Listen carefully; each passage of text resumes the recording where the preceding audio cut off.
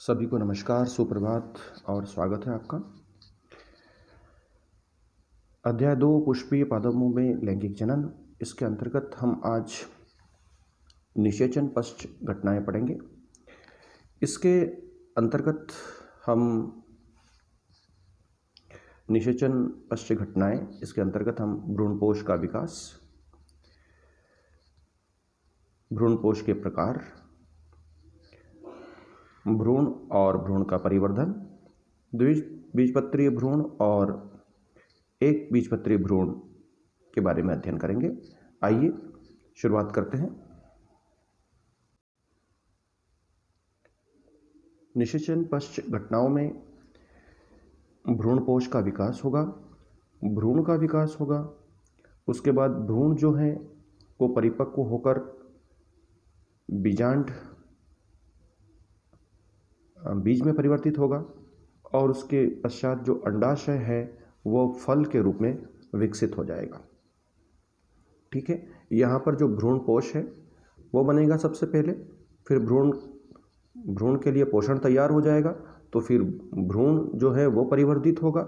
उसके बाद में भ्रूण जब बन जाएगा तो भ्रूण और बीजांड मिलकर बीज का निर्माण करेंगे और उसके बाद में जो फल भित्ति है, जो अंडाशय भित्ति है, वो फल के रूप में परिवर्तित हो जाएगी। तो ये सभी जो घटनाएं हैं ये निषेचन पश्च घटनाएं हैं। आइए इनका अध्ययन करते हैं हम आगे। भ्रूणपोष का विकास। प्राथमिक भ्रूणपोष कोशिका जो प्राइमरी एंडोस्पर्मस सेल है, जो केंद्रीय कोशिका अब प्राथमिक एंडोस्पर्मक सेल पीईसी में परिवर्तित हो गई है। ये कोशिका बार बार विभाजित होती है तथा एक त्रिगुणित भ्रूणपोष ऊतक संरचना का निर्माण करती है। इस कोशिका में लगातार विभाजन होंगे, डिवीजन और रीडिवीजन होंगे, जिसके कारण यह एक बहुकोशिकीय संरचना बनाएगी, बहुकोशिकीय त्रिगुणित संरचना बनाएगी, जिसे हम भ्रूणपोष ऊतक के नाम से जानेंगे। इन ऊतकों की कोशिकाएं संरक्षित खाद्य सामग्री से पूरित होती है और विकासशील भ्रूण की पोषणता के लिए, जो कि विकासशील भ्रूण पोषकता के लिए उपयोग किए जाते हैं। तो इन कोशिकाओं में, चूँकि ये त्रिगुणित कोशिकाएं हैं, इनमें जो गुणसूत्रों की संख्या है वो त्रिगुणित है, अर्थात ज़्यादा गुणसूत्र होने से ज़्यादा जीन्स होंगे और ज़्यादा जीन्स होने से ज़्यादा प्रोटीन्स बनेगा। तो इस तरीके से ये कोशिकाएं जो होगी ये खाद्य सामग्री से पूरित होगी, इनमें ज़्यादा पोषक पदार्थ होगा, जो कि परिवर्धित आने वाले समय में जो परिवर्धित होने वाला है, भ्रूण जो परिवर्धित होने वाला है, उसको ये पोषण प्राप्त होगा। भ्रूणपोष के सामान्य प्रकारों को हम देखें तो यह 2 प्रकार का होता है। फ्री न्यूक्लियर या स्वतंत्र केंद्रकी, मुक्त केंद्रकी प्रकार का भ्रूणपोष और दूसरा कोशिकीय प्रकार का भ्रूणपोष। तो देखते हैं ये दोनों प्रकार के जो भ्रूणपोष होते हैं इनका निर्माण किस तरीके से होता है। सर्वाधिक सामान्य प्रकार के प्राथमिक भ्रूणपोष केंद्रक नामक निषेचन पश्च घटना विकास उत्तरोत्तर केंद्रकीय न्यूक्लियर विभाजन से गुजरकर मुक्त न्यूक्लिकी केंद्रकी के रूप में पैदा होता है। भ्रूणपोष के विकास की इस अवस्था को फ्री न्यूक्लियर केंद्रकीय एंडोस्पर्म कहते हैं। अब यहाँ पर ये जो हमारी प्राथमिक एंडोस्पर्म कोशिका जो होती है, इसमें पहले स्वतंत्र केंद्रकीय विभाजन होते हैं और स्वतंत्र केंद्रकीय विभाजन का अर्थ यह होता है कि यहाँ पर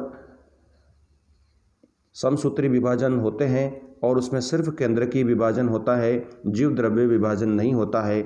इसलिए यहाँ पर पहले असंख्य संख्या में त्रिगुणित केंद्रक बन जाएंगे। तो इस प्रकार का जो भ्रूणपोष होगा उसको हम मुक्त केंद्रकीय या फ्री न्यूक्लियर एंडोस्पर्म कहेंगे। इसके पश्चात परिधि से केंद्र की ओर कोशिका भित्तियों का निर्माण होना शुरू होता है और प्रत्येक कोशिका भित्ति और कोशिका झिल्ली जो है वो एक एक केंद्रक को घेर लेती है और अब यह बनने वाला जो भ्रूणपोष होगा जिसमें अब कोशिका भित्ति और कोशिका झिल्ली का निर्माण हो गया है और प्रत्येक त्रिगुणित केंद्रक एक कोशिका के अंदर स्थापित हो गया है। तो ऐसी स्थिति में अब इसको हम कोशिकीय भ्रूणपोष कहेंगे।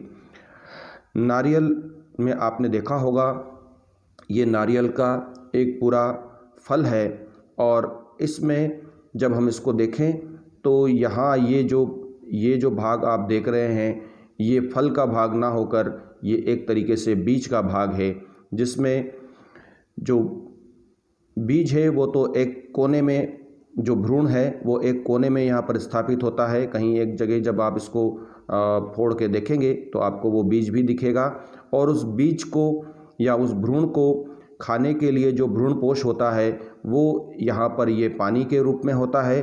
उसको हम स्वतंत्र केंद्रकीय फ्री न्यूक्लियर एंडोस्पर्म कहते हैं। लेकिन जब परिधि की ओर से जब भित्तियाँ बनना शुरू हो जाती है, जब कोशिकाएं बनना शुरू हो जाती है, तो यह कोशिकीय भ्रूणपोष का रूप ले लेता है। अर्थात ये दोनों ही प्रकार के जो पदार्थ नारियल के अंदर होते हैं ये भ्रूणपोष ही कहलाते हैं। एक पीने वाला जो कि स्वतंत्र केंद्रकीय, दूसरा खाने वाला जो कि कोशिकीय प्रकार का होता है। अर्थात कच्चे नारियल का पानी जो है वो और कुछ नहीं बल्कि एक मुक्त केंद्रकीय भ्रूणपोष है जो कि हजारों न्यूक्लियस, त्रिगुणित न्यूक्लियस से बना है। इसके आसपास का सफ़ेद गुदा गिरी जो है वह कोशिकीय भ्रूणपोष है। भ्रूणपोष जो होता है उसको विकासशील भ्रूण जो होता है, जो डेवलपिंग एम्ब्रियो होता है, वो उपभोग कर लेता है। ये कहाँ देखने को मिलेगा? ये हमें मटर के बीज में देखने को मिलेगा, या मूंगफली में देखने को मिलेगा, या सेम में देखने को मिलेगा। जनरली जो डाइकोटिलिडॉन्स होते हैं वहाँ पर हमें ऐसे बीज मिलेंगे, सामान्यतः ऐसे बीज मिलेंगे जिनमें भ्रूणपोष को विकासशील भ्रूण के द्वारा उपयोग कर लिया जाता है। वहीं हम कुछ बीजों को देखते हैं परिपक्व बीज में विद्यमान भी रह सकता है, ये भ्रूणपोष जो है विद्यमान भी रह सकता है और इसे बाद में बीज अंकुरण के समय इस्तेमाल किया जाता है। तो यह अरंडी में देखने को मिलेगा।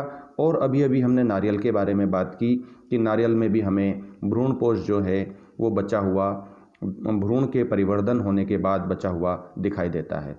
तो इस आधार पे हम बीजों को दो प्रकारों में विभाजित भी कर सकते हैं। एक वे बीज जिनमें भ्रूणपोष अनुपस्थित होता है और एक वे बीज जिनमें भ्रूणपोष उपस्थित होता है। इनको हम नॉन एल्ब्यूमिनस सीड कहते हैं और दूसरे वे जिनमें भ्रूणपोष उपस्थित होता है उनको हम एल्ब्यूमिनस सीड्स कहते हैं। चलिए आगे चलते हैं। अब जब हम भ्रूण के बारे में बात करें तो ये जो यहाँ पर भ्रूण कोश है, भ्रूण कोश के बारे में हम बात करते हैं तो भ्रूण कोश में जो बीजांड द्वार होता है, इस बीजांड द्वार के समीप जो एक द्विगुणित जाइगोट होता है या युग्मनज होता है, यह युग्मनज बाद में चलकर एक भ्रूण का निर्माण करता है। अधिकतर जाइगोट या युग्मनज तब विभाजित होना शुरू करते हैं या उनका परिवर्धन तब शुरू होता है जब एंडोस्पर्म पूर्ण रूप से यहाँ पर विकसित हो जाए। भ्रूणपोष जब पूर्ण रूप से विकसित हो जाता है तब इस भ्रूण का परिवर्धन प्रारंभ होता है। ऐसा इसलिए होता है कि इस विकासशील भ्रूण को पर्याप्त मात्रा में पोषण मिल सके। ठीक है, ये तीनों बातें इसी बारे में बताई हुई हैं। आगे हम बात करते हैं कि यद्यपि बीज में व्यापक भिन्नता होती है लेकिन भ्रूण विकास की प्रारंभिक अवस्था एक बीजपत्री तथा द्विबीजपत्री दोनों में समान होती है। ये दोनों ही जो बीज होते हैं उनमें जो प्रारंभिक अवस्थाएं होती है, जब इनमें प्रारंभिक विभाजन प्रारंभ होते हैं उस दौरान ये दोनों ही प्रकार के जो भ्रूण होते हैं, चाहे एक बीजपत्री भ्रूण हो चाहे द्विबीजपत्री भ्रूण हो, वो समान रूप से विकास प्रारंभ करते हैं।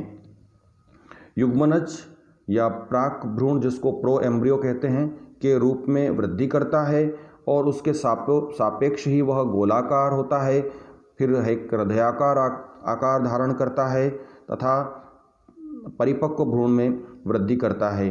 तो यहाँ इस चित्र में जब हम देख रहे हैं तो ये जायगोट के बाद में यहाँ पर जब इसमें प्रथम विभाजन होता है तो एक प्राइमरी सस्पेंसर सेल और एक प्राइमरी एम्ब्रियोनल सेल यह बनाता है, 2 सेल बनती है। उसके बाद में जो प्राइमरी सस्पेंसर सेल होती है वो लगातार विभाजन करके एक सस्पेंसर का निर्माण करती है, एक तंतु का निर्माण करती है। लेकिन जो प्राइमरी एम्ब्रियोनल सेल होती है वो लगातार विभाजन करके पहले एक ग्लोब्यूलर गोलाकार भ्रूण का निर्माण करती है, उसके बाद में वह एक हृदयाकार भ्रूण का निर्माण करती है और उसके बाद में फिर एक पूर्ण विकसित भ्रूण का निर्माण करती है, जिसमें कोटालिडॉन, बीजपत्र, मूलांकुर रेडिकल और प्रांकुर प्लूम्यूल का विकास होता है। आइए इस बारे में और आगे देखते हैं।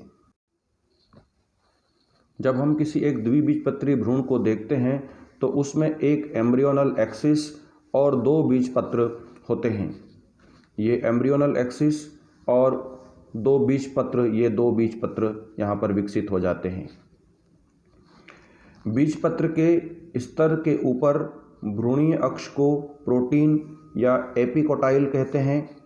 यहाँ पर अक्ष के ऊपर वाला भाग एपिकोटाइल होगा और इसके नीचे वाला भाग हाइपोकोटाइल यहाँ पर होगा, जो कि बीज त्रोपरिक होती है, जो कि प्रांकुर या स्तंभ सिरे पर प्रायः समाप्त हो जाती है। एपिकोटाइल, हाइपोकोटाइल और प्लूम्यूल के बीच का भाग होता है और उसी तरीके से हाइपोकोटाइल जो होता है वो एपिकोटाइल और प्रांकुर के बीच का भाग होता है। बीज पत्राधार में बीज पत्रों के स्तर के नीचे बेलनाकार प्रोटीन जो कि मूलांत सिरा या मूलज या शीर्षात पर समाप्त होता है, हाइपोकोटाइल यहाँ पर होगा और यह मूल शीर्ष एक ढक्कन द्वारा आवृत होती है जिसे मूल गोप कहते हैं। अब यहाँ पर जो रेडिकल होता है, जो मूलांकुर होता है, वो मूलांकुर एक ढक्कन या एक गोप के द्वारा जो है वो ढकी हुई रहती है, कवर्ड रहती है, जिसको हम रूट कैप कहते हैं। यह रूट कैप इस मूलांकुर या रेडिकल की जब ये भ्रूण अंकुरित अवस्था में होगा उस दौरान जब ये मूलांकुर मृदा में वृद्धि करेगा, उस दौरान इसके कटने, फटने या टूटने की संभावनाएं, आशंकाएं रहती है। उस दौरान ये जो रूट कैप होती है ये इस मूलांकुर की रक्षा करने का कार्य करता है।